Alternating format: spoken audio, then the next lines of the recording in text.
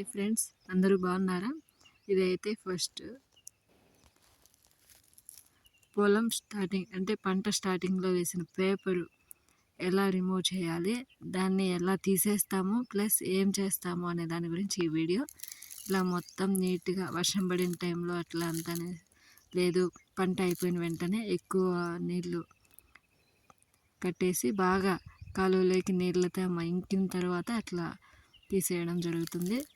పూర్తిగా నీట్గా తీసేసి దాన్ని కుప్పలు కుప్పలుగా వేసుకొని గోనె సంచుల్లోకి తీసుకొని దాన్ని పొలం బయటకు తీసుకెళ్ళి మొత్తం కాల్చివేయడం జరుగుతుంది. దాన్ని మీకు లైవ్లో అంటే వీడియోలో చూపిస్తున్నాను చూడండి. ఇలా నీట్గా ఇప్పుడు వర్షం పడింది కాబట్టి చాలా నీట్గా వస్తుంది. ఇట్లా మొత్తం తీసేసి దాన్ని ఒక సంచిలోకి తీసుకొని చూడండి, అది కూడా చూపిస్తాను ఒకసారి. ఇదిగో అలా మొత్తం సంచిలోకి తీసుకుంటున్నారు చూడండి.